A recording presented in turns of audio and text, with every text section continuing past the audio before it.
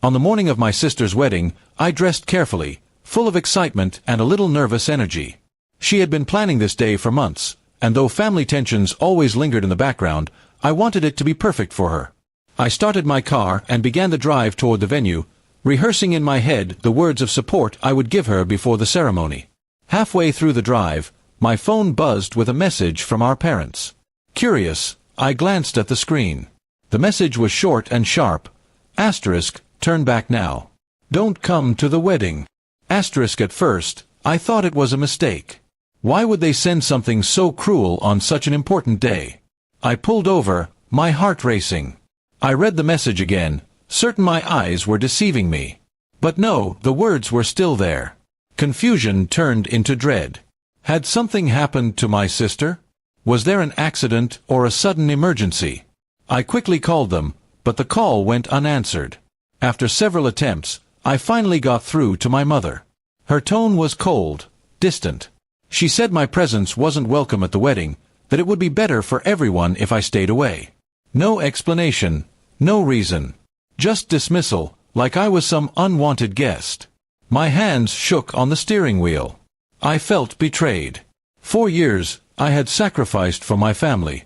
I helped my sister through school, supported my parents financially when they struggled, and even gave up personal dreams to keep our family together. And now, on a day that should unite us, I was being pushed out as though I didn't belong. Anger slowly burned through the hurt. I decided I wouldn't just vanish quietly. If they wanted me gone, they would have to face the truth of what they'd done to me. I turned my car not toward home, but toward a place I knew would hit them harder, the lawyer's office where I had already prepared documents regarding the family business. Months earlier, I discovered that my parents and sister had made financial moves behind my back, essentially cutting me out of shares that were rightfully mine. I had stayed silent, thinking family was more important than money. But being excluded from the wedding showed me exactly what they thought of me. When I arrived at the office, I signed the papers that transferred my claims and rights in a way that would legally corner them. They had built their plans on the assumption that I would stay quiet, but I had prepared for this betrayal. Now, their actions would cost them heavily. As the wedding ceremony unfolded without me, I sent a simple message to the group chat, asterisk, congratulations. By the way, you'll hear from the lawyers on Monday. Consider this my gift. Asterisk. I didn't need to shout or beg for recognition. My silence, followed by that single strike, was enough. I imagined the shock on their faces, the whispers that would follow during the reception. People would ask where I was, and eventually, the truth would come out, not about why I missed the wedding, but about the greed and cruelty they had hidden behind smiles and decorations. Sitting alone that evening, I thought about my sister. I still loved her, but love couldn't erase betrayal. She had chosen to cut me out of the most important day of her life, and with that choice, she had aligned herself with those who saw me as disposable.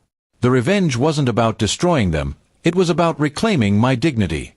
They had made me feel powerless, but in the end, I showed them that I wasn't someone they could silence or discard. My absence at the wedding would sting, but the consequences of their betrayal would sting far longer. As night fell, I finally let myself breathe. I realized that sometimes family is not the people you're born to, but the people who truly value you. I had wasted years trying to earn their approval, and that day freed me from the cycle. In the end, the wedding became a symbol, not of unity, but of division. And while they celebrated under lights and music, I walked away with peace, knowing I had taken back control of my life. Revenge hadn't been my plan, but their cruelty had left me no choice. From that day forward, I decided I would no longer chase a family that didn't want me. Instead, I would build my own path, surrounded by people who saw my worth without needing me to prove it. That, more than anything, was the sweetest revenge.